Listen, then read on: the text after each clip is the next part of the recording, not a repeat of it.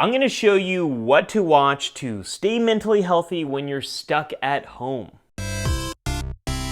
Hi, I'm clinical psychologist Dr. Ali Mattu. Welcome back to the Psych Show, where we celebrate mental health and make psychology fun and easy to understand. In my previous videos about coping with the coronavirus and COVID-19, I've talked about how important it is to find an activity that absorbs your mind and makes it easier to get a little bit away from the stress of daily life. TV is a very good activity for that, but how do you stay mentally healthy while you're watching TV, and how do you not watch TV that might cause you more problems? These are the things I've been thinking about since I've been sheltering in place with my wife and my daughter for now 3 weeks? 4 weeks? I don't know. I've lost count. I wanted to share with you what I've learned about how to do this in a mentally healthy way. First, we need to talk about what mental health actually is. Mental health is about your emotional, your psychological, your social well-being. It's about how you think, how you feel,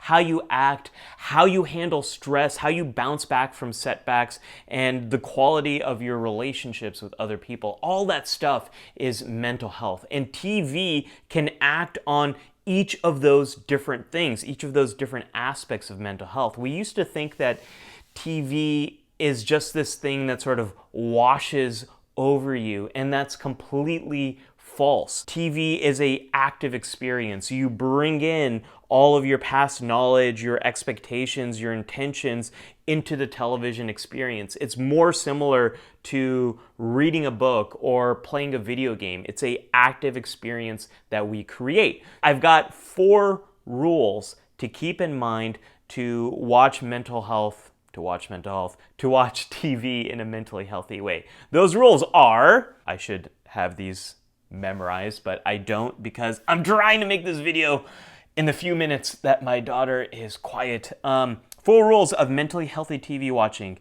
Be intentional, get transported, create connection, and make it memorable. Number 1, be intentional.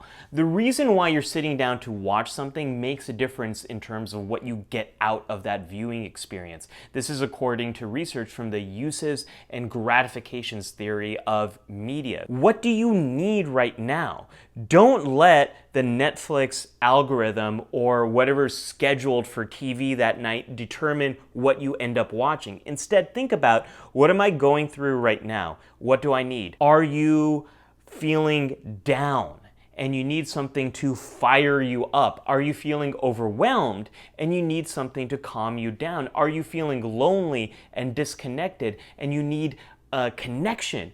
Are you looking for information? Are you looking for distraction and you just want to forget about the struggles of your day? All of those kind of things are going to guide or should guide what you decide to watch. And those are the first things I want you to do, is check in with yourself. What do I actually need in this moment? If you're in a situation where you are feeling more lonely or you're feeling very overwhelmed, you want to feel more calm, you want to feel more connected, in this situation, it's probably better for you to watch something that you've already seen before. Number 1, it's not going to require as much attention and focus. So if you have been really overwhelmed or tired from the day, you might not have that much attention left at the end of the day when you might sit down to watch some TV. So in this situation, familiarity is easier for you to consume. It's easier for you to be able to focus. The other reason is, if you're feeling lonely,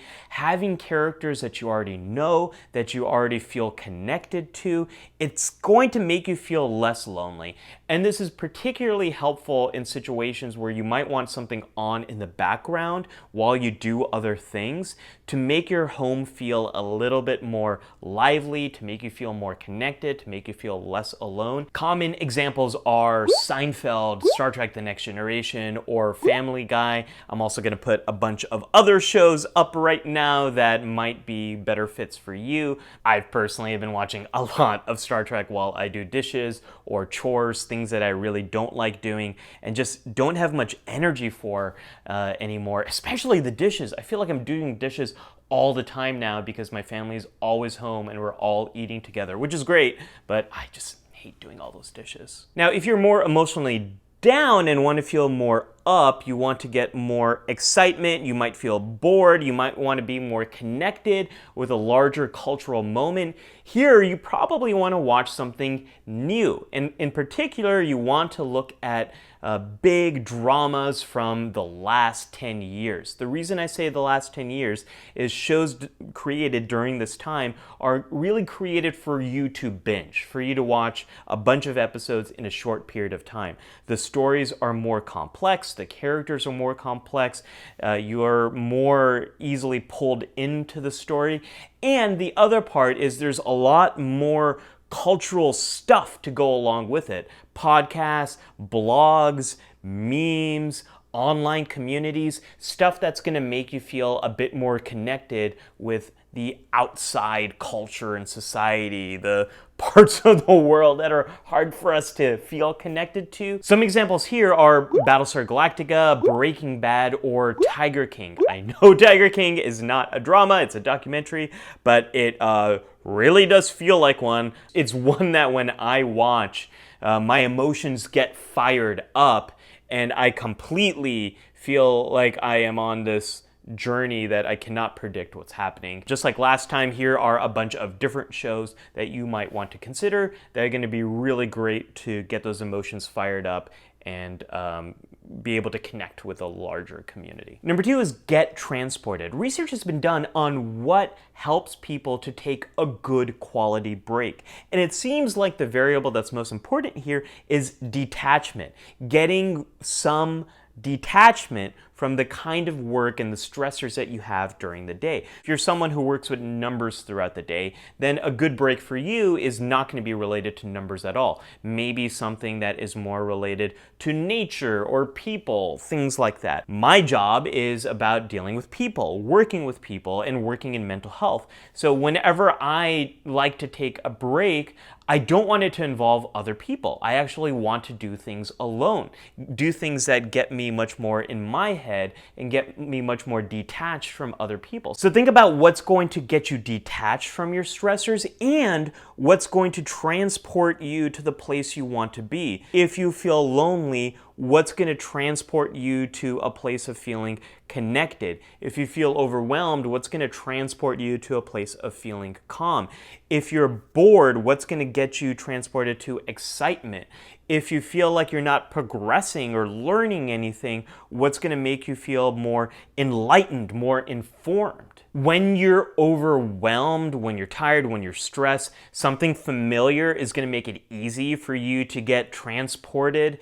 And when you are watching something new for the first time, binging a few episodes actually enhances transportation. It's easier for you to get pulled in and absorbed into a story. So it's totally okay if you're going to sit down and you're going to watch a few episodes of a show with the goal of, I want to really get transported into this. Something else that's going to enhance your transportation is going to be getting rid of your phone. Just having your phone in your pocket, having your phone in front of you, it's probably going to make it hard for you to get really focused on that story. So if you can, put it away. If you're watching something on your phone, that's totally impossible. And again, if you're watching something for background viewing, you're probably going to have your phone there anyways because you're probably doing something else, and that's okay. But if you really want to get absorbed into a story, get rid of that phone. Different stories will transport different people. So for me, sci-fi immediately gets me into a different world, gets me detached, but that doesn't really work for my wife.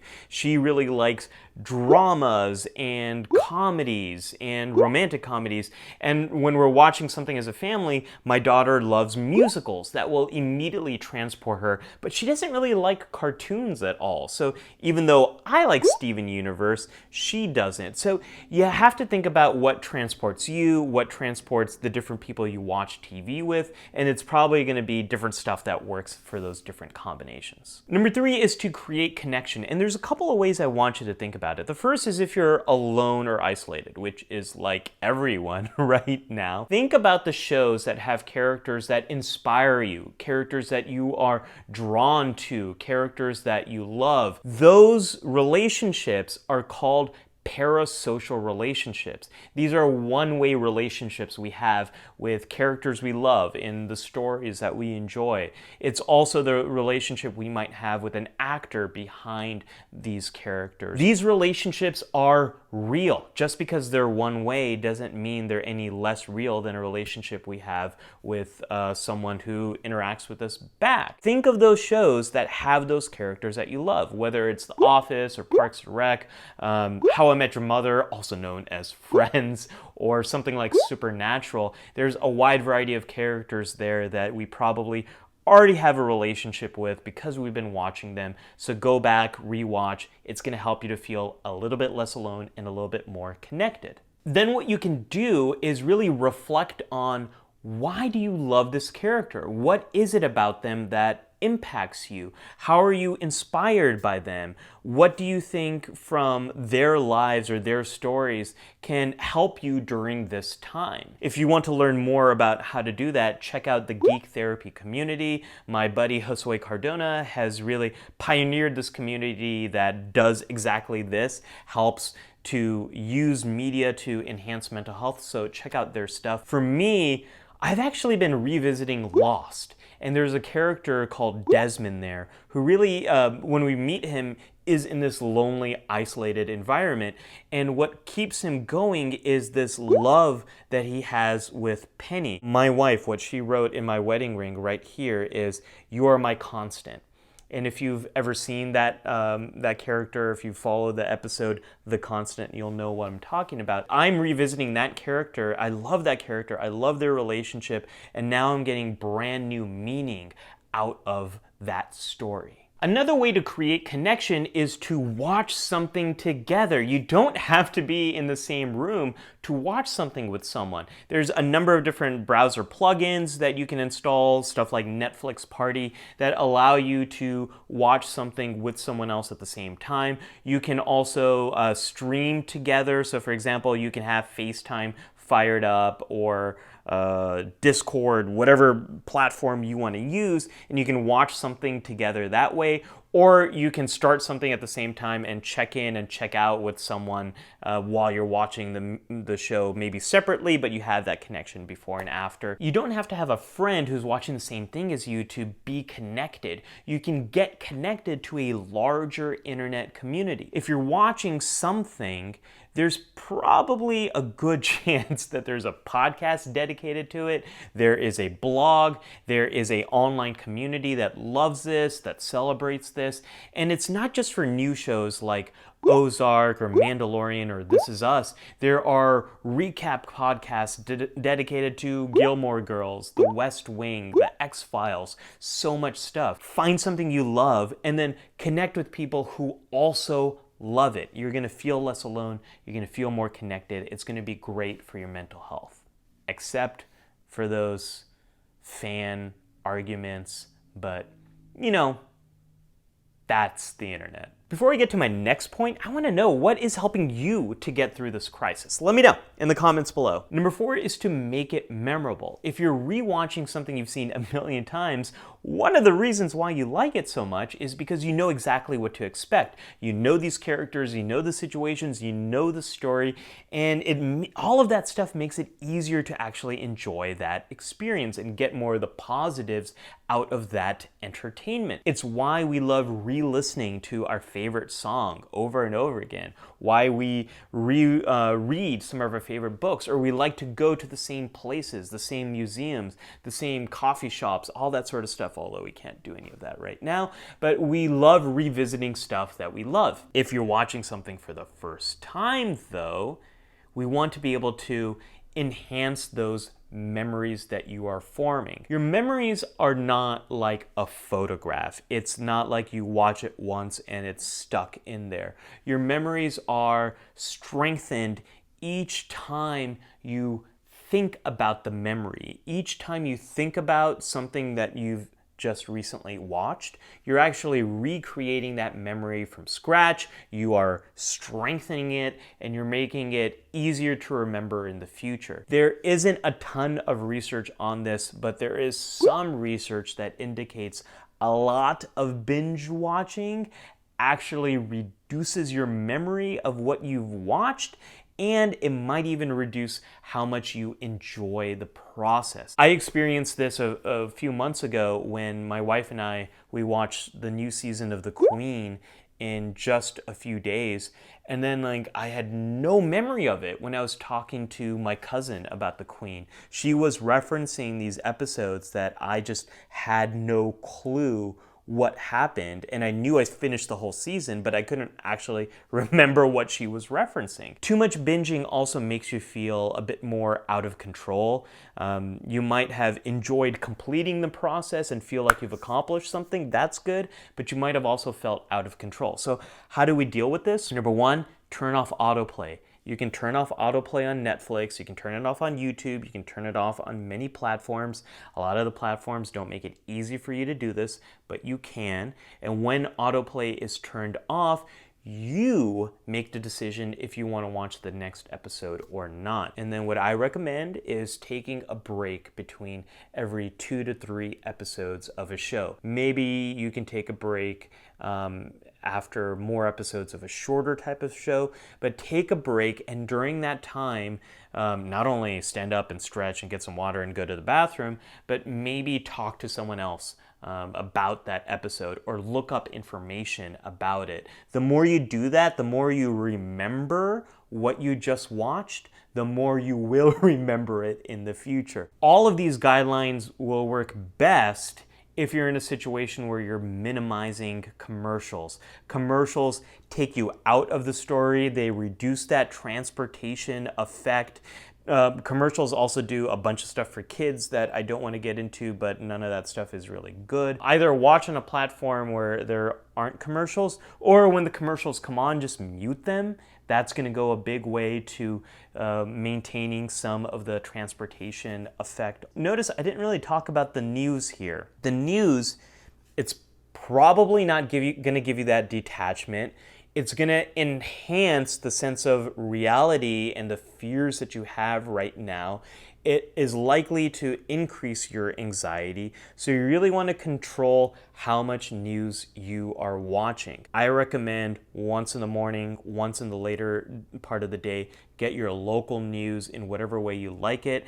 I've been getting it through listening to the radio, listening to NPR. I listen to it on my phone. I don't actually listen to a radio. I don't think I even own a radio anywhere here in my home. If you want to learn more about staying mentally healthy during the coronavirus outbreak, check out this playlist right over here. And if you want more mental health and psychology, be sure to subscribe to The Psych Show.